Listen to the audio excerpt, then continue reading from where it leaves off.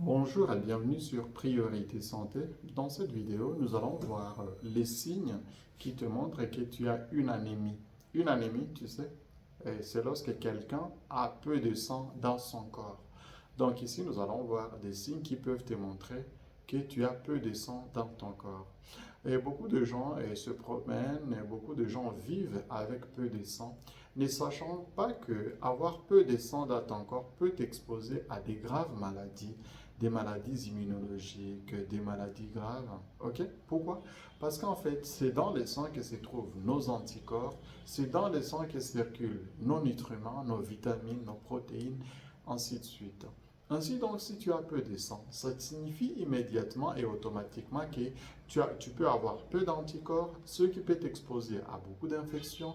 Tu peux avoir peu de vitamines, peu de protéines, ce qui peut t'exposer à une malnutrition, ainsi de suite. Ainsi donc, avoir une quantité suffisante de sang n'est pas seulement bénéfique pour les sangs, mais c'est bénéfique pour l'ensemble des fonctions de ton organisme. Ainsi donc, allons-y sans tarder. Moi, je m'appelle Dr Safari Jackson.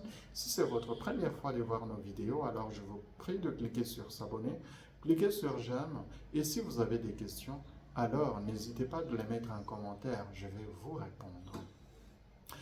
Alors, la première chose que nous devons savoir pour une personne qui a euh, une quantité insuffisante de sang ou une anémie, c'est une fatigue persistante. Lorsque vous avez une fatigue persistante et surtout une fatigue qui se manifeste le plus souvent lorsque vous ne faites pas beaucoup d'efforts, lorsque vous venez de vous réveiller, alors commencez à penser qu'il se pourrait que vous ayez une quantité insuffisante de sang dans votre corps. Pourquoi? Parce que c'est exactement le sang qui transporte les nutriments, c'est le sang qui transporte l'oxygène vers les cellules pour que tes cellules puissent fonctionner.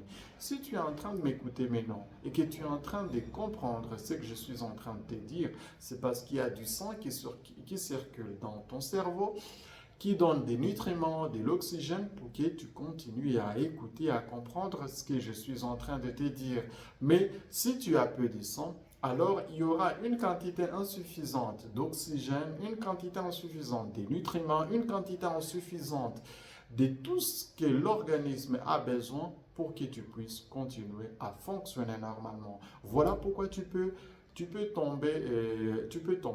avoir une fatigue persistante, une fatigue qui dure plus de 3 mois parce que tu as une quantité insuffisante de sang. Une autre chose que nous devons savoir, c'est lorsque tu as une quantité insuffisante de sang, que ton cœur commence à pomper de façon anarchique. Pourquoi? Parce que ton corps veut compenser ta quantité insuffisante de sang que tu as dans ton corps. Alors, ton cœur pompe avec beaucoup d'énergie, ton cœur pompe avec beaucoup de force pour essayer de compenser l'insuffisance de sang que tu as.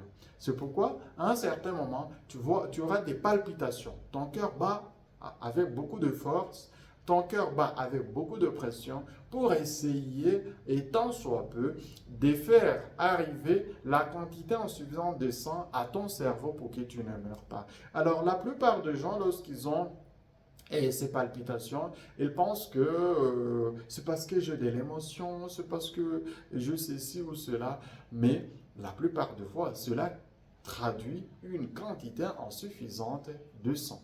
La deuxième chose que nous devons savoir, c'est lorsque vous avez des vertiges. Les vertiges persistants peuvent être, un signe d'une anémie. Pourquoi? Parce que ces vertiges, la plupart des fois, sont dus au fait que tes cellules ne reçoivent pas de quantité suffisante de sang, de quantité suffisante d'oxygène pour que tes cellules continuent de fonctionner. Voilà pourquoi tu as des vertiges. Voilà pourquoi, et la plupart des fois, tu as ce qu'on appelle une hypotension orthostatique. L'hypotension orthostatique, c'est quoi? C'est lorsque quelqu'un se lève et lorsqu'il se lève brutalement. soit du lit ou de la chaise, il commence à avoir des vertiges, il veut tomber par terre. Pourquoi? Parce que tu as une quantité insuffisante de sang. Et lorsque tu changes de position, directement, ton cerveau ne parvient pas à avoir une quantité suffisante de sang pour qu'il puisse continuer à fonctionner. Et là, tu as des vertiges, tu veux tomber par terre. Une autre chose que nous devons savoir, c'est lorsque ta peau devient pâle. Ta peau devient pâle. Tu vois, nous allons voir la paume de la main. La paume de la main, normalement, ou le doigt ici, lorsque vous pincez votre doigt, ok, le doigt devient rouge, ok? Et l'autre, bon, pour ceux qui ont une peau très noire, beaucoup de mélanine, la peau devient trop noire.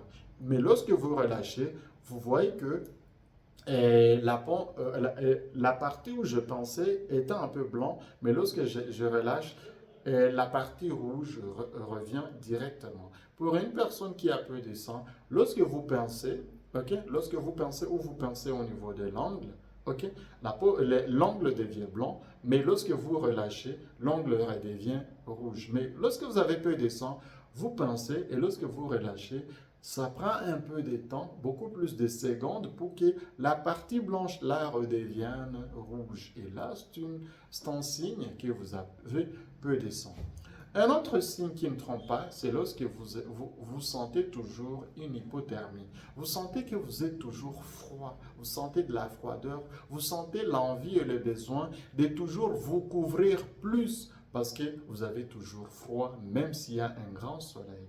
Alors sachez et sûrement que ce n'est pas seulement du froid, c'est sûrement que vous avez peu de sang.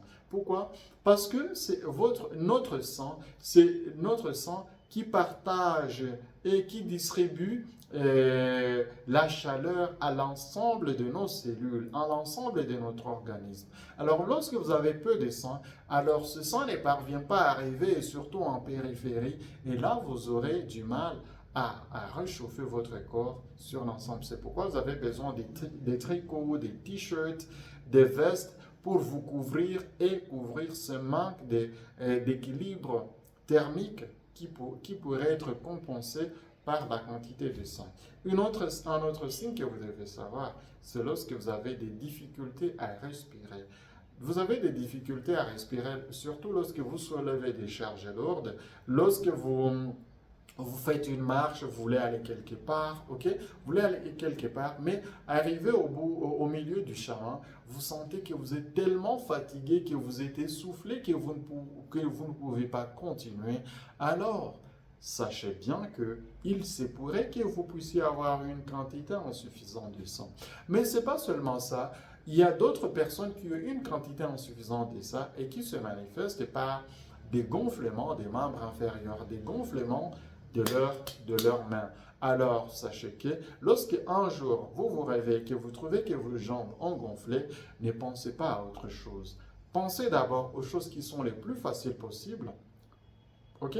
Une anémie, une insuffisance de sang. Pourquoi? Parce que c'est le sang qui transporte l'eau, c'est le sang qui transporte les protéines. Lorsque la pression hydrostatique est peu par rapport à la pression oncotique, là, ce sont des termes qui deviennent bizarres. La pression hydrostatique, c'est la pression avec laquelle votre cœur pompe le sang pour que le sang arrive dans vos cellules.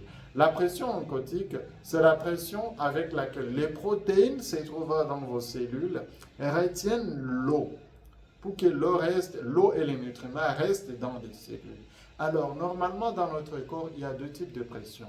Il y a la pression avec laquelle le cœur pompe le sang pour que le sang arrive en périphérie. Et il y a la pression avec laquelle les cellules exercent pour que cette eau et ces nutriments ne sortent pas. Alors, lorsque vous avez une quantité insuffisante de sang dans votre corps, la pression oncotique, la pression de rétention de cette eau devient supérieure à la pression du cœur. Et alors là, cette eau reste dans vos pieds et vos pieds commencent à gonfler.